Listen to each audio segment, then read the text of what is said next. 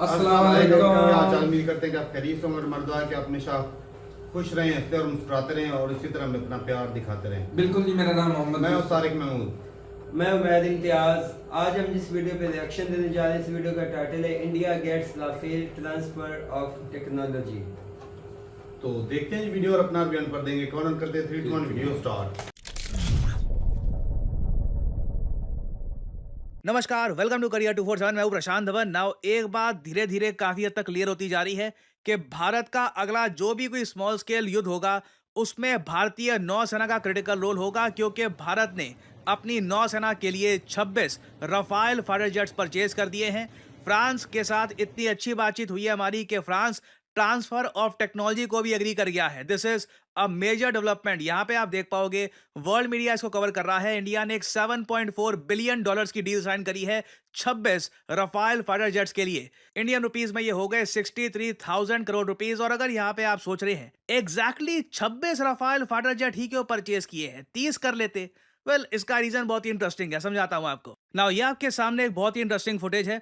यहां पर आप देख पाओगे भारत के दो एयरक्राफ्ट कैरियर आईएनएस विक्रमादित्य और INS Vikrant. INS Vikrant most recently Bharat ने खुद डेवलप किया है, खुद बनाया है अपने देश में। नाउ आईएनएस विक्रांत और आईएनएस विक्रमादित्य का मेन काम क्या है? ये एयरक्राफ्ट्स को कैरी करते हैं और दूर समुद्र में जहां पे कोई आपके पास रनवे या फिर आपके पास एयरपोर्ट नहीं है, वहां पर भी ये सुविधा देते हैं हमें कि हम अपने फाइटर जेट्स को लॉन्च करवा पाए इस तरीके से। ये आप देख पा रहे हो, ये फाइटर जेट है, ये लॉन्च हुआ आईएनएस विक्रांत से, आईएनएस विक्रमादित्य से। तो ये काम है इन एयरक्राफ्ट कैरियर्स का। नाउ जो आईएनएस विक्रांत भारत ने मैन्युफैक्चर किया है ना, उसमें एग्जैक्टली 26 फाइटर जेट्स का ही स्लॉट है। जो वहां पर स्पेस है फाइटर जेट्स रखने का, वो एग्जैक्टली 26 है। वैसे आप अगर इसके बारे में कहीं पढ़ोगे तो वहां पे 36 लिखा होगा, मगर ऑब्वियसली आप एक एयरक्राफ्ट कैरियर में सिर्फ एयरक्राफ्ट स्टेशन नहीं करते, आपको हेलीकॉप्टर्स भी चाहिए होते हैं, वेरियस और टाइप के आपको एंटी सबमरीन वॉरफेयर वाले भी आपको डिफेंस इक्विपमेंट डालने होते हैं। तो अभी के लिए अगर हम बात करें, वैसे ही एयरक्राफ्ट कैरियर में 26 एयरक्राफ्ट का एक्चुअल स्लॉट था। तो मोस्ट प्रोबेबली जो ये सारे फाइटर जेट्स होंगे, ये हम आईएनएस विक्रांत में ही स्टेशन करेंगे और इससे आईएनएस विक्रांत बहुत ज्यादा शक्तिशाली बन जाएगा, क्योंकि एक एयरक्राफ्ट कैरियर सिर्फ अपने वेट या फिर टेक्नोलॉजी पर डिपेंड नहीं करता। मेन चीज है कि उस पे एयरक्राफ्ट आप कौन से स्टेशन करते हैं। और हम यहां पर 4.5 जनरेशन रफाल स्टेशन कर रहे होंगे अपने विक्रांत एयरक्राफ्ट कैरियर पर। और अगर यहाँ पे आप लोग सोच रहे हैं कि वेट, आईएनएस विक्रांत ये वही आईएनएस विक्रांत है ना जो रिसेंटली काफी न्यूज में था पहलगाम अटैक के बाद? जी हाँ, मगर मुझे यहाँ पर एक बात बोलनी पड़ेगी। आई थिंक आज के समय हमें पाकिस्तानी और इवन बांग्लादेशी मीडिया पर भी कुछ रिस्ट्रिक्शन लगाने की आवश्यकता है, क्योंकि ये भारत के बारे में कुछ भी अनाप शनाप पब्लिश कर रहे हैं। फॉर एग्जाम्पल मैं आपको बताऊं, जो अरेबियन सी है, इधर यहाँ पे आप देख पाओगे, ये यहाँ पे आप देख पाएंगे, ये है हमारा प्यारा भारत और ये यहाँ पे है अरेबियन सी। नाउ आईएनएस विक्रांत को रिसेंटली हमने अरेबियन सी में कर दिया था डिप्लॉय। ये शेड्यूल था, ये हमें करना ही था। फिर कश्मीर में जो इंसिडेंट हुआ, जो अटैक हुआ, उसके बाद ना लोगों ने कोरिलेट करना स्टार्ट कर दिया कि भारत ने आईएनएस विक्रांत को अरेबियन सी में इसलिए भेजा है ताकि पाकिस्तान को हम अटैक कर पाए। कई बड़े बड़े यूट्यूबर्स ने भी ये बात फैला दी, जबकि यह सच था नहीं। उसके बाद पाकिस्तान और बांग्लादेशी मीडिया एक कदम और आगे चला गया। पाकिस्तानी मीडिया, इधर आप देख पाओगे, पाकिस्तानी मीडिया द एक्सप्रेस ट्राइब्यून का आर्टिकल आपको दिखा रहा हूं। ये लोग कह रहे हैं पाकिस्तानी नेवी ने मजबूर कर दिया इंडियन एयरक्राफ्ट कैरियर को रिट्रीट करने से इन दी अरेबियन सी। मजबूर करने के लिए कुछ है भी तुम्हारे पास? मतलब अपने आप ही मिस इन्फॉर्मेशन का ऐसा डांस हो रहा है, कोई भी कुछ भी बोल रहा है। और ये बड़े बड़े रेप्यूटेड लोग हैं, ये बांग्लादेशी मीडिया, बिजनेस रिकॉर्डर। मैं आप सबको कह रहा हूं, आगे से बांग्लादेशी मीडिया का कोई भी न्यूज आउटलेट पढ़ रहे हो ना, एक बार कंफर्म कर लेना कि ये कोई प्रो पाकिस्तान न्यूज तो नहीं छाप रहे, क्योंकि इन लोगों ने भी पब्लिश कर दिया कि पाकिस्तानी नेवी ने रिपेल कर दिया इंडियन एयरक्राफ्ट कैरियर को जो डिप्लॉयड था अरेबियन सी में। ख्याली पुलाव। और मुझको यहाँ पर यह बोलना पड़ेगा कि अभी रिसेंटली पहलगाम आतंकवादी हमले के बाद जो भी जियोपॉलिटिकल टेंशंस हुई है इंडिया पाकिस्तान के बीच में, उसमें साफ साफ दिख गया है कि बांग्लादेश के लोग बहुत ज़्यादा सपोर्ट करते हैं पाकिस्तान को। इनका मीडिया, इनके लोग, इनके पॉलिटिशियंस ये खुलकर पाकिस्तान के समर्थन में आ गए थे। अफगानिस्तान में मैं कहूँगा काफ़ी हद तक इंडिया के प्रति समर्थन था। तो जब आपका ऐसा नेबरहुड है तो you need fighter jets, you need Rafale fighter jets. और जो रीसेंट डील है ये काफ़ी हद तक इंडिया की सारी रिक्वायरमेंट्स को कंप्लीट कर देती है। नाउ इस डील को अगर हम ब्रेक डाउन करें तो टोटल 26 एयरक्राफ्ट हमको मिलेंगे, Rafale aircraft for the Indian navy. इसमें से 22 होंगे सिंगल सीटर, 4 होंगे ट्विन सीटर। नाउ एक बात नोट करने वाली ये भी है कि भारतीय नौसेना ने जब सबसे पहले डिमांड करी कि देखिए हमको चाहिए फाइटर जेट्स, एयरक्राफ्ट तो रेडी है, एयरक्राफ्ट कैरियर रेडी है, एयरक्राफ्ट्स कब आएंगे हमारे पास, तो उस वक्त नौसेना ने कहा था 57 चाहिए हमको ऐसे fighter jets, Rafale fighter jets. Now 57 तो नहीं आ रहे अभी, अभी के लिए 26 से हम काम चला रहे हैं। इंटरेस्टिंग बात यह है कि ये सारे फाइटर जेट्स रिलेटिवली जल्दी किए जाएंगे डिलीवर बाय 2030। 2030 तक लास्ट रफाल आ जाएगा, उससे पहले भी आप देखोगे 2026-27 तक बहुत सारे रफाल फाइटर जेट्स लगातार भारत को मिलते रहेंगे। और इसमें इंडिया स्पेसिफिक बहुत सारी मॉडिफिकेशंस भी की है। हम अस्त्र मिसाइल यहाँ पर इंस्टॉल कर सकते हैं, उसके अलावा वेरियस और मिसाइल्स जो नेवल वॉरफेयर में यूज होते हैं वो भी हम यहाँ पर इंस्टॉल कर पाएंगे। और अगर यहाँ पे आप सोच रहे हैं ट्रांसफर ऑफ टेक्नोलॉजी का क्या मतलब है, क्योंकि जो इसका यहाँ पे इन्होंने पब्लिश किया है मिनिस्ट्री ऑफ डिफेंस ने नोटिफिकेशन, वहां पे आप देख पाओगे ये लिखा है in the line with government's thrust on Atmanirbhar Bharat the agreement includes transfer of technology for integration of indigenous weapons in India. जी हाँ, भारत के बनाए हुए हथियार ऐड कर पाए रफाल के लिए, इसलिए हमने रफाल की जो टेक्नोलॉजी है ये भी परचेज करी है फ्रांस से। किस लेवल पर टेक्नोलॉजी शेयर करी गई है, क्या कंप्लीट पूरा प्रोजेक्ट यहाँ पर जो रफाल का है ये फ्रांस की कंपनी डसॉ शेयर करेगी, इस पर कुछ क्लैरिटी अभी यहाँ पर दी नहीं गई है। मगर सबसे बड़ी बात यह है कि it include setting up of A production facility for Rafale fuselage. Fuselage होता है जो मेन कंपोनेंट है, सबसे बड़ा पार्ट होता है रफाल का, ये जो रफाल का फ्यूसलेज है। उसके अलावा जो मेंटेनेंस है, रिपेयर है, ओवरऑल फैसिलिटीज है, एयरक्राफ्ट इंजन की, सेंसर्स की, वेपन्स की, इस सब के लिए बार बार हमारे फाइटर जेट्स को फ्रांस में भेजने की आवश्यकता नहीं है। इस सब की फैसिलिटी डसॉ इंडिया में बनाएगा। और ऑब्वियसली जब ये सब मैन्युफैक्चरिंग भारत में हो रही होगी तो भारत में बहुत सारे जो छोटे उद्योग हैं उनको बिजनेस करने का मौका मिलेगा, क्योंकि कुछ पार्ट्स होंगे स्पेसिफिक पार्ट्स, उसकी रिक्वायरमेंट होगी तो डसॉ कहेगा कि इंडियन कंपनी से हमें वो पार्ट्स चाहिए होंगे, वो सब रिक्वायरमेंट्स इंडिया से पूरी करनी होगी, तो हजारों करोड़ों का रेवेन्यू इससे इंडियन कंपनीज भी अर्न कर पाएंगी। और अगर यहाँ पे आप लोग ये सोच रहे हैं काश ये फाइटर जेट्स वगैरह खरीदने ना पड़ते, खुद हम डेवलप कर लेते,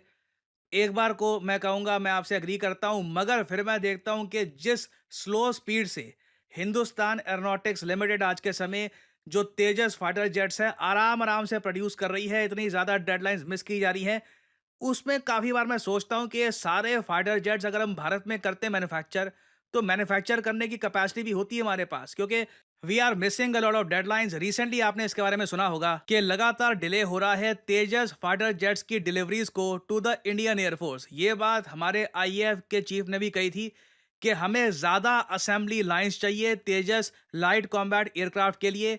एचएएल भी अब फ्रेश डेडलाइंस की तरफ देख रहा है ताकि डिलीवरी ये लोग टाइम पे कर पाएं, but this is very much concerning. तो देखिए अगर हमारे पास ये सारी टेक्नोलॉजी होती भी तब भी इतने लार्ज स्केल पर इतने सारे एयरक्राफ्ट मैन्युफैक्चर करना है, इसके लिए असेंबली लाइंस भी हमारे पास है नहीं, तो कहीं ना कहीं लग रहा है उस केस में भी हमको ये फाइटर जेट्स प्रोक्योर करने होते। वैसे मैं आपको बताऊं, इससे पहले हमने 36 रफाल फाइटर जेट्स एक्वायर किए थे, वो नेवी वाले नहीं थे, देवर प्राइमरली फॉर द एयरफोर्स।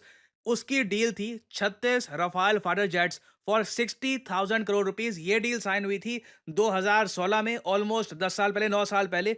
तब से लेकर अब तक रुपी काफी डेप्रिशिएट हुआ है, वेरियस और टाइप की इन्फ्लेशन आई हैं, तो अब आप कह लीजिए प्राइस अब ये हो चुका है 36 नहीं 26 रफाल फाइटर जेट्स, और इसके लिए हमने पे किए हैं more than 63 to 64,000 crore rupees. तो आने वाले समय में देखिए इस टॉपिक से रिलेटेड मेजर डेवलपमेंट सामने आएंगी, मैं आपके लिए अपडेटेड वीडियोस लाता रहूंगा। फाइनली आपसे पूछूंगा एक क्वेश्चन कि भारत ने रिसेंटली अपना पहला full stack quantum computer launch किया था। आपको बताना है कि इस फुल स्टैक क्वांटम कंप्यूटर का नाम क्या रखा गया है। यह है यहाँ पे आपकी ऑप्शन, वेदा, टाइगर, इंदस या आर्यभट्टा। कमेंट सेक्शन में करिए उत्तर। जो लोग देंगे सही आंसर उनकी कमेंट को मैं दे दूंगा हार्ट, ताकि बाकी लोग समझ पाएं कि सही उत्तर क्या है। देखिए करियर 247 मतलब जॉब अपॉर्चुनिटीज। ऑलरेडी आपने देखा होगा कि हमारे एक्सिस बैंक प्रोग्राम के अंडर कई लोगों को ऑफर लेटर प्राप्त हो चुका है एक्सिस बैंक डेप्यूटी मैनेजर की पोस्ट के लिए, और अब पहली बार करियर 247 आपके लिए लेके आया है हमारा flagship data science course with generative AI. आज के समय मार्केट में कोई भी कंपनी ऐसा कोर्स ऑफर नहीं कर रही जहां पे आपको मिलती है लाइव क्लासेस। आप यूजुअली डेटा साइंस का कोर्स परचेज करेंगे, प्री रिकॉर्डेड क्लासेस आपको पकड़ा दी जाएंगी, मगर यहाँ पे आपको मिलती है live classes world renowned teachers for example Deepayan सरकार सर, ये आपको पढ़ा रहे होंगे। ये बाय द वे काम कर रहे हैं with the government of Singapore as an AI adviser. और करियर 247 के डेटा साइंस कोर्स को कंप्लीट करके आप बिल्कुल आराम से 7 to 9 लाख पर एनम की जॉब लैंड कर सकते हैं। That is very much possible. और अगर आपका सवाल यह है कि अगर आप एक डेटा साइंटिस्ट बन गए तो आप काम कहाँ करोगे, किस इंडस्ट्री में काम करोगे, हर जगह आपके लिए दरवाजे खुले होंगे, चाहे एफएमसीजी सेक्टर हो या फिर फार्मा सेक्टर हो, आप गवर्नमेंट में काम कर सकते हैं। इवन करियर 247 में मैं आपको बता दूं, हम लोगों ने बहुत सारे डेटा साइंटिस्ट हायर कर रखे हैं because every company needs data scientists. इनकी डिमांड बढ़ती जा रही है। और आपको करना क्या है, अभी भी आपके मन में बहुत सारे सवाल होंगे। आप सिंपली क्या करिए, ये जो वीडियो आप देख रहे हैं इसकी कमेंट सेक्शन में आपको जाना है और यहां पे आपको लिंक मिल जाएगा build your career with India's first data science and machine learning gen AI course. इस लिंक पर करिए क्लिक। यहाँ पे आपके सामने ये पेज खुल जाएगा। यहाँ पे अपना नाम, ईमेल, फोन नंबर और ऑब्वियसली यहाँ पे कोड डालिएगा PD10, ताकि आपको डिस्काउंटेड रेट पर ये कोर्स ऑफर हो। कोड आप अगर नहीं डालेंगे तो जो भी आपको प्राइस ऑफर किया जाएगा इट विल बी एलिवेटेड। तो मैक्सिमम डिस्काउंट पाने के लिए यूज द कोड PD10। हमारी तरफ से आपको कॉल आएगा, you can ask your questions. और अगर आप खुद को देखते हैं as a data scientist in the future, then you can start with career 247 data science and machine learning with generative AI course. ऐसा कोर्स आपको वैसे मार्केट में मिलेगा नहीं, विद लाइव क्लासेस और साथ में आपको वेरियस और टूल्स भी मिलेंगे। और बाय द वे इस कोर्स से रिलेटेड और जानकारी मैं वेरियस और वीडियोस में आपको देता रहूंगा। सो अगर आप इंटरेस्टेड हैं, use the code PD10 and get in contact with the career 247 consultant. और इसी नोट के साथ यह है वीडियो कांत। Thank you for listening and as I always say, may the gods watch over you. खत्म होगी भाई, इंटरेस्टिंग थी वीडियो, अच्छी और डील इंडिया के। सबसे बड़ी बात तो ये कि भाई जो टेक्नोलॉजी ट्रांसफर का जो है ना एग्रीमेंट, वो था ये एक स्टेप की धांसू है भाई। ये धांसू है। खराब तो ये पहले भी रहे हैं, ऐसी बात तो है नहीं। हाँ, ये खरीद तो पहले भी नहीं, लेकिन ये कि भाई अब उनकी नेवी तगड़ी हो जाएगी। साफ जा रहा है कि भाई इंडिया के पास जो है 2 एयरक्राफ्ट कैरियर है और उनके लिए फाइटर जेट भी तो चाहिए। अच्छा, पाकिस्तान के मुकाबले में तगड़ी हो जानी है, चाइना के मुकाबले में अभी भी तगड़ी नहीं होनी है। ये टेक्नोलॉजी ले भी ले ना। हाँ, ये है कि चाइना के पास भी एयरक्राफ्ट कैरियर भी हैं और उनके पास जो है 5th जनरेशन के भी हैं फाइटर जेट और 6th के भी हैं जी। तो लेकिन ये है ना, मेरी बात सुने, आप जो कहते हो कि आने वाला वक्त वही होगा जिसका समंदर और समंदर स्पेस पे में राज झगड़ा होगा जी। क्यों कि जो अपने आप हमारी ट्रेड है ना, ऑलमोस्ट तकरीबन तमाम कंट्रीज की वो समंदर पे बेस कर समंदर पे, ऐसे बिल्कुल ऐसे ही समंदर पे इंडिया का राज है भी। अगर कल को कैसे हालात पैदा होते हैं, जंग के सही मुकम्मल हालात पैदा होते हैं, तो ये उनकी नेवी पाकिस्तान को आराम से काउंटर कर सकती है। नहीं, नेवी इंडिया उनकी की तगड़ी तगड़ी है है भाई, कैसे पाकिस्तान बंदा से। अब हम बैठ के ऐसे मियां मिट्टू नहीं, बने नहीं, हैं नहीं, नहीं, नहीं। कि भाई हमारा जो जो है हकीकत है वो नेवी माननी स्ट्रांग है, चाहिए। उनसे ये कर देंगे वो कर देंगे, भाई गलत बात। इंडिया की नेवी आज भी स्ट्रांग है और भाई 1971 में भी स्ट्रांग थी। उस टाइम पर भी उनके पास एयरक्राफ्ट कैरियर था, ऐसी बात। हमारे पास आज भी एक भी नहीं है। और हमें देखा जाए तो जरूरत भी नहीं, क्योंकि भाई हमारा जो समुद्री एरिया है ही बहुत बहुत थोड़ा सा तो है, वो बहुत थोड़ा सा। ज्यादा समुद्री एरिया। लेकिन इसमें ये है कि अगर टेक्नोलॉजी अपना इसमें जो डील्स होती है कि काफ़ी इक्विपमेंट इंडिया में आकर बनते हैं, सावधान है भाई साहब, तो रोजगार भी बढ़ेगा, सीखने को भी मिलेगा।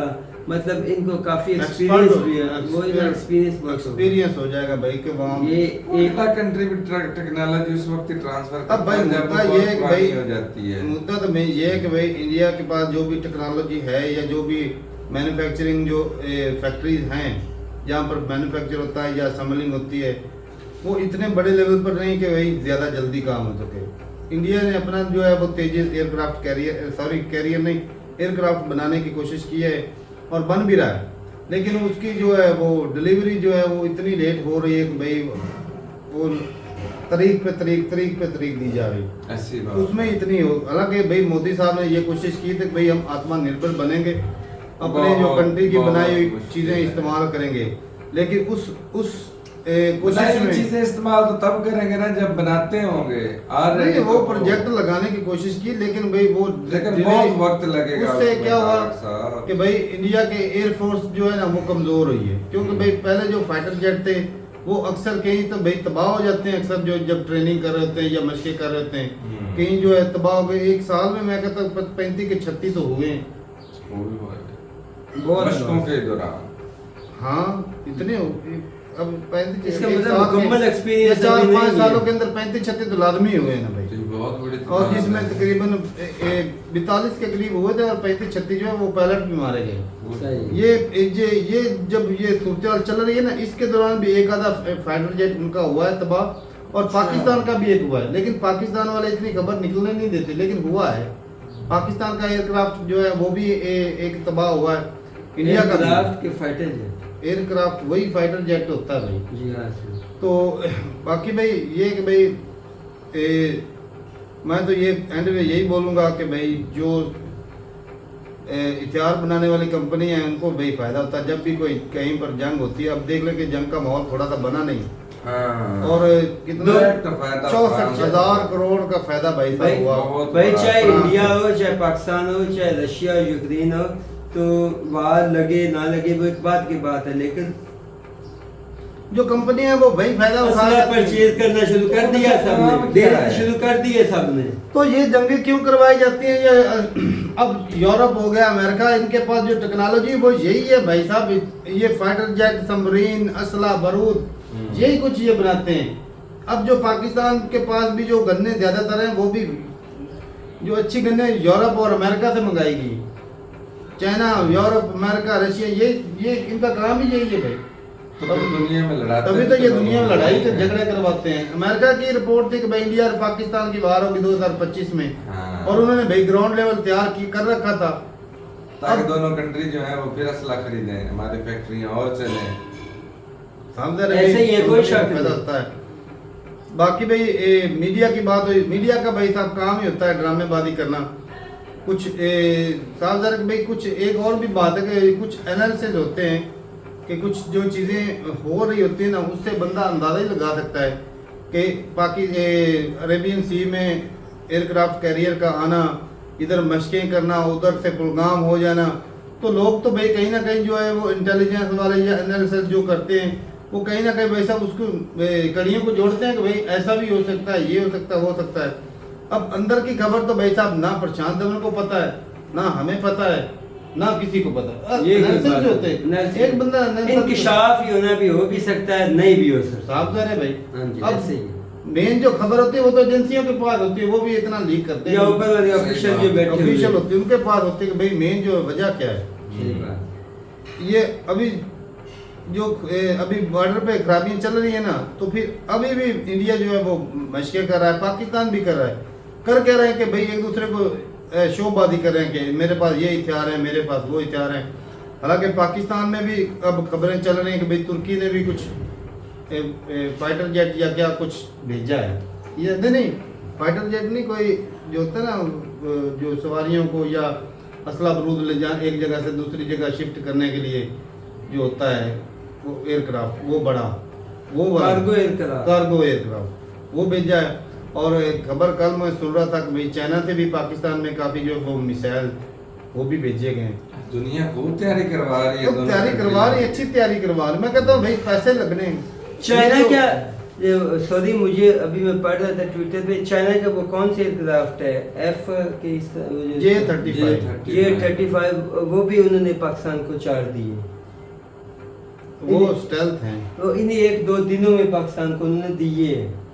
चलेंगे भाई अभी अंदर की खबर का भाई मुझे चलो पता कि मैं नहीं। ट्विटर पे ये खबर पढ़ रहा था। चलो भाई बताइएगा जरूर अपनी राय कमेंट सेक्शन में। लेकिन भाई जो हाल सूरत ये ना भाई, नुकसान ही अब होगा। पाकिस्तानी दोनों country पाकिस्तानी अपना पब्लिक का नुकसान देख कर रहे रहे हैं और इंडियन पब्लिक का देख रहे हैं। यकीन माने एक दूसरे को मीम बनाया जा रहा है, टाउंट किया जा रहा है। ये मीम इंडिया में इंडिया में साहब ना होना ऐसा चाहिए भाई। आर्मी को कहें आप पीछे हट जाओ, हमको कहें आप इंडिया में ये खबर चल रही है कि भाई दूसरे पाकिस्तान डरा हुआ है, पाकिस्तान में ये खबर चल रही है कि इंडिया डरा हुआ है, हाँ सहमे हुए हैं। सहमा हुआ है। अब पता नहीं कौन सहमा हुआ भाई। हालांकि कमजोर तो देखा जाए मौजूदा टाइम में पाकिस्तान बहुत है, ये इसमें कोई हकीकत दो है। राय नहीं। क्योंकि छोटा कंट्री है छोटा भाई, कंट्री है भाई, छोड़ी है, हमारा तो पैसा कंट्री भाई साहब एक हफ्ता जंग नहीं लड़ सकता। नहीं लड़ सकता, इसमें कोई शक नहीं। हमें पता है भाई जितनी इकॉनमी है ये तो एक दिन में जितना असला बरूद चलता है। वो ईरान ने अटैक किया था ना, तो 1-2 बिलियन के ऊपर लॉस हो गया था, मतलब इतना खर्चा हो जाता है। तो एक दिन का अटैक था। तो भाई ये तो भाई दोनों कंट्री हैं भी तगड़े। और सादा बॉर्डर कवर है, उसने एक साइड पे किया है। हाँ ऐसे ही है। ये कराची से लेकर कश्मीर तक लेकिन ये कि एयरक्राफ्ट कैरियर का फ़ायदा ये है कि भाई साफ ज़ाहिर है कि भाई अगर कराची के नज़दीक आ गया तो भाई वहाँ पे उनको अटैक करना आसान हो जाएगा। और कराची वो एरिया जहाँ पर भाई साहब हमारा जो तेल से सारा कुछ पाकिस्तान सारा का कुछ ही उधर ही वहाँ से होता रहा है। है। ऐसा नहीं, अगर तेल डैमेज हो गया जिस तरह 1971 में हुआ था तो फिर भाई साहब लोड़े लग जाएंगे। एनर्जी जब खत्म हो जानी है तो ठीक है, मैं अपनी राय जरूर तक कमेंट सेक्शन में मिलते नहीं मेरे साथ, तब तक के लिए इजाजत देंगे। अल्लाह अल्लाह हाफिज़।